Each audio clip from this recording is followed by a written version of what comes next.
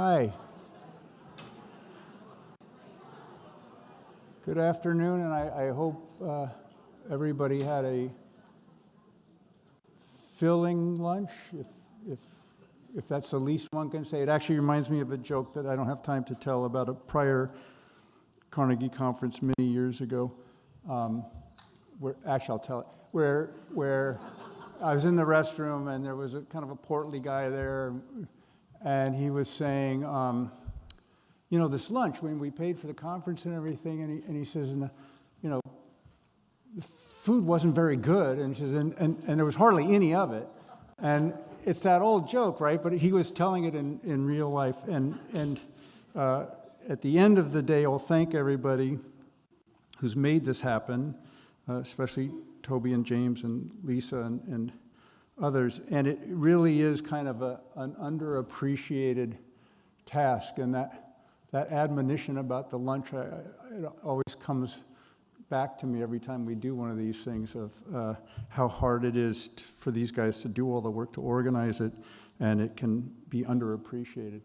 I am here to do a different kind of appreciation, a genuine appreciation of Thérèse Delpech, in whose name we give an award.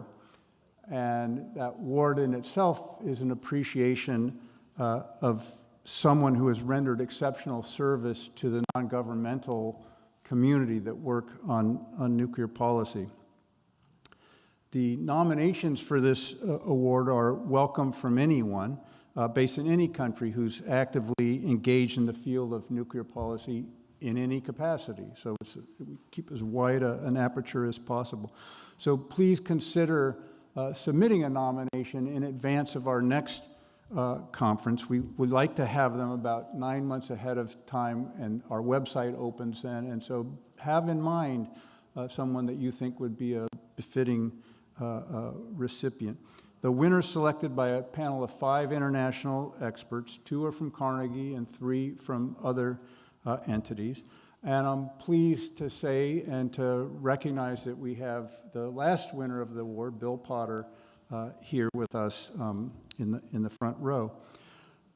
Many of you, I was going to say, are young enough not to have known Thérèse Delpech, which is the positive way to talk about my being old, and some of us being old enough to have spent many years with Thérèse. But I want to explain just very briefly a little bit about her and why we've named this award for her. She was born in 1948, and she died in January of 2012. She had been the director of strategic studies at the French Atomic Energy Commission since 1997. She had served on the UNMOVIC inspection oversight body at the UN, on the board of the International Red Cross. Thérèse wrote many books, including her last, which was on deterrence, that was published in 2012. But to give you a sense of some of her range, 2 of her late books, one was on Freud and historical tragedy, and the other was The Power of the Irrational, which was a beautiful analysis of a lot of great fiction and other work that deals with irrationality, including violence. I would say her best book was in English, The Savage Century, Back to Barbarism, which won one of France's major literary awards in 2006 or 7. I'm going to read a paragraph from that just to give you a sense of how she thought and how beautifully she wrote. It's pertinent now. The current self-destructive phase in Russia is the direct result of the mediocrity of those who wield power in the country and the psychological depression that followed the failure of the 1990s. But its main roots are to be found in the terrible tragedies of the last century, which have witnesses in every family. The return of Stalinist imagery in Russia today can hardly be interpreted as a simple desire to return to the past. The spirit of revenge abroad in the land is symptomatic of a traumatized country in the process of extreme regression. But inspiring fear in one's citizens is no longer enough to establish a strong state. She wrote that 17 years ago. And it gives you a sense of why those of us who are fortunate enough to know her always welcome the chance to be with her, to hear from her. She was a profoundly deep thinker, a far-sighted thinker. She was a mentor to so many officials and defense analysts and others in France. I have not met a woman who works in the French system on national security who didn't find Thérèse to be an idol of sorts, a path breaker that they would wish to follow. She was a courageous, innovative thinker about nuclear issues and about much else. She was a fiercely loyal friend to a wide range of people from countries all over the world. When I say fierce, I mean it. She was a fighter for human dignity and decency and security. She wasn't always right, but when she was wrong on behalf of people who had been the victims of abuses of power. And that was always what drove her. No one who had the pleasure of her friendship goes a week without thinking of her. And even now, 10 years on, she is with those of us who were fortunate enough to know her. And now with the award and the recipients of the award, the idea is that her memory kind of gets a wider and longer berth. So I appreciate the opportunity to introduce those of you who didn't know her a little bit. And now I turn to Vipin Narang, who is a dear friend and also the Principal Deputy Assistant Secretary of Defense for Space Policy. Yeah, I was going to say it's the other stuff, and he's going to introduce the winner of the award this year. Thank you.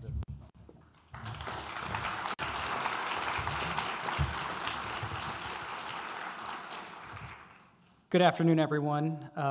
Good to be back here. My name is Vipin Narang, and I am, as George indicated, currently the Principal Deputy Assistant Secretary of Defense for Space Policy and Stuff. But I'm not here to say anything about our nuclear posture review, which was coincidentally just released yesterday. In fact, when I was last here at the Carnegie Nuclear Conference as an academic, I apparently nearly caused a diplomatic incident between India and Pakistan. But now, thankfully for everyone, I can't and won't offer a sequel. That is why we sent Dasty Johnson, armed with Kevlar, but not a slickamen, to roll out the nuclear posture review later today. And you'll have to, unfortunately, wait another hour and a half for his amazing roadshow with Das Bell and Corey Hinderstein. Today, I'm here in my personal capacity as a student and academic son of this year's Thérèse Delpech Award winner, Scott D. Sagan. Scott needs no introduction to anyone in this room.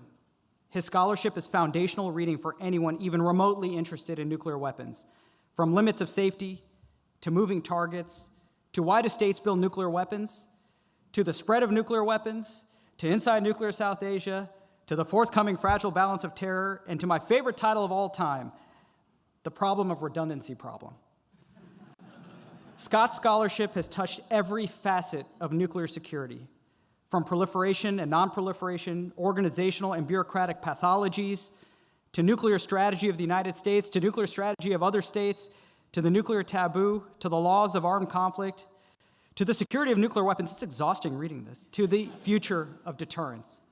The quality and quantity of Scott's scholarship is unparalleled, and he is revered in the field for scholarly work and his towering intellect.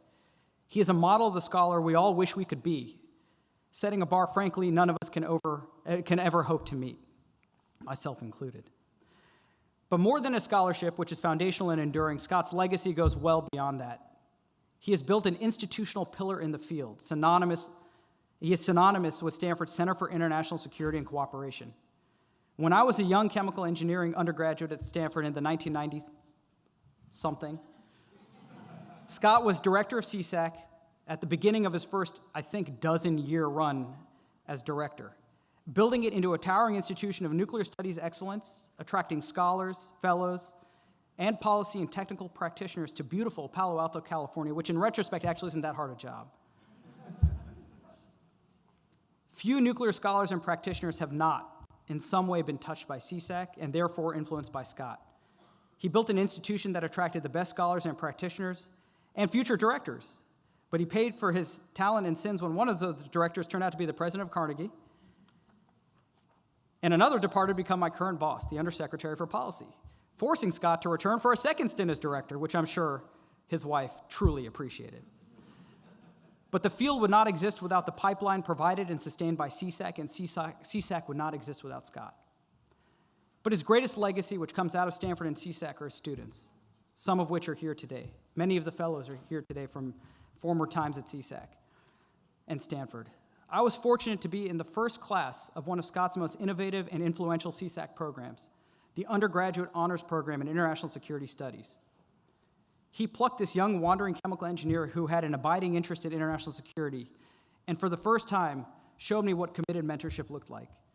He changed my life, and I was all set to go to medical school until Scott encouraged me to believe in myself and to follow my passion for nuclear security. My mother has still not forgiven him. Both then and later in graduate school, when I was doubting my ability to think of, let alone write a dissertation, he simply said, as long as we have nuclear weapons, we will need talented people to study and manage them. He believed I had that ability, even when I was deeply unsure whether I did. He taught me to challenge conventional wisdom, to be unafraid of making bold arguments, to challenge giants in the field, and to truly, truly hate the Los Angeles Dodgers. His steer single-handedly put me on a trajectory that led me to where I am today as a professor and a newfound practitioner in this field. Never think that one person can't change your life. He changed mine. So blame him. I just hope that as a professor, I can one day have the influence on even one student that Scott had on me. And when I look around this room, around academia, and around the maze of halls in the Pentagon and the White House, I see so many of Scott's in the State Department, I see so many of Scott's former students, fellows or colleagues, who are there in no small part, indeed sometimes entirely, because of him.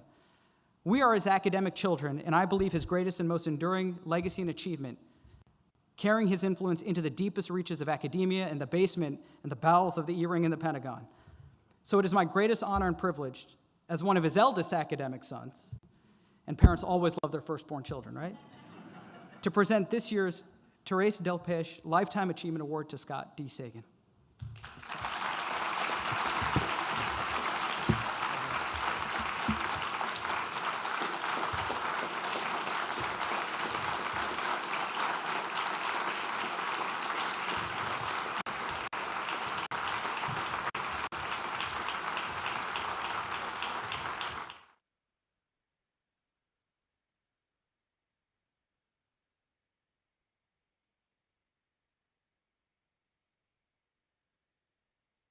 Wonderful surprise. Not only do I get the plaque and that wonderful speech, but I also get the barista menu, which has the limits of caffeine. I actually, I sent a note to Eric Schlosser saying there's command and cocoa as well on this, so he needs one as well.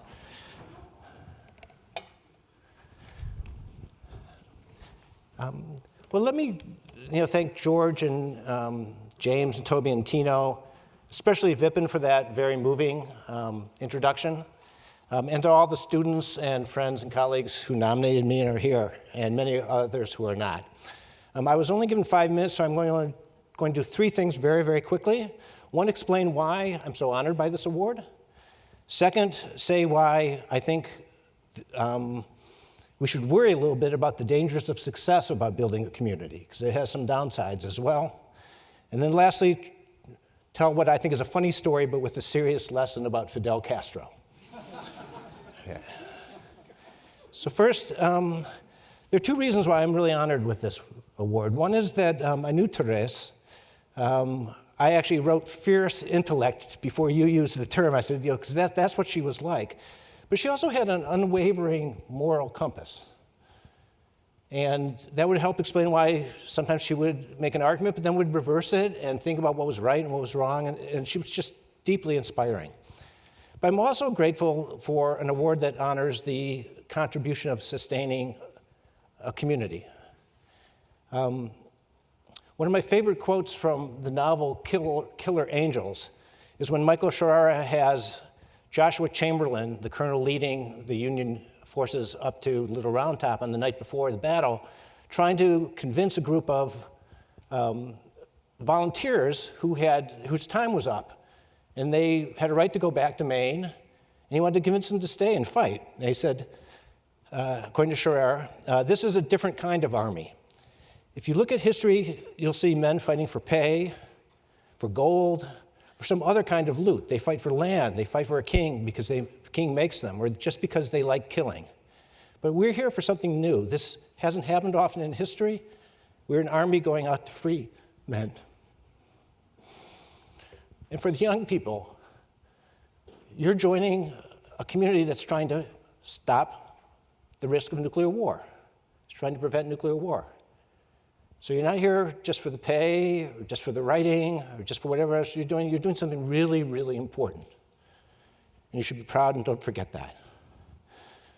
But the second point is I want to issue a bit of a warning about the danger of success, because when you build a strong community, there's always a risk that that community can be restrictive. You should not let the righteousness of the cause make you self-righteous. And I say that both about the non-proliferation arms control community and the so-called nuclear enterprise.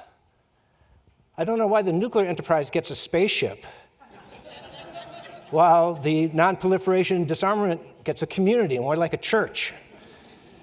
But both have a risk, and I'll be making the same argument next week at Lawrence Livermore Lab where I'm giving a talk. And the risk is that sometimes you talk too much and don't listen enough. You speak to the choir rather than to the audience elsewhere or even the people outside your church. And it's really important that we, as we move forward, build not just community and an enterprise, but coalitions across different communities. And I think it's very important that we do that and keep that in mind. But lastly, I promised I'd tell a funny story with a serious lesson. I apologize for those who have heard me tell this story before, but in 2002, I had the great privilege to go with Bob McNamara and many of the other Kennedy administration officials down to Havana to meet with Fidel Castro and Raul Castro and the Cuban generals and some Russian generals from the Cuban Missile Crisis. And after the first day, Fidel had a reception line where you go through and meet the president. And when I got there, I told him my name, and he said, "Oh, are you Carl Sagan's son?" Through his interpreter. And I gave my normal, smart aleck answer, which was, "No, I'm not, but I've been asked that question billions and billions of times." And Fidel Castro said, "I'm sorry if I've asked you a stupid question." And I realized that he didn't hear, he'd never seen Carl Sagan say billions and billions of stars, which he did all the time on his television show. So I realized I've just insulted a communist dictator in his country. This is probably the stupidest thing that I've ever done. My wife disagrees because she says I've done stupider things, but. So I did what you should do in that situation, is I changed the subject very, very quickly. I said, "Oh, no, Mr. President, I said that because Dr. Sagan used to say billions and billions of stars, but I do want to talk to you about why you should ratify the NPT." And he put his big pitcher's arm around me. He was a pitcher, he was this big guy, and said, "Yes, let's talk about the NPT." And so I said that in democracies, if an executive branch signs something and they don't get ratified, people know it's because there's a disagreement. Here, everybody knows that you're just holding it up. And it sort of doesn't make Cuba look very good if you've signed it and you're not ratifying it. And they ratified it later that year. So I've jokingly sometimes said, well, that's a big achievement of mine. But I know it's just joking. And the moral lesson here is actually from receiving this award and from the things that Vipin said, I realized that I'm still going to tell the story, but I'm not going to claim that that was an important thing. Because what really is important is that, for me, is that I look around the room and I see lots of people whom I've influenced. So, surrounded by my former students and mentees, I just want to thank Carnegie for recognizing that importance and for reminding me of that that's true. So thank you.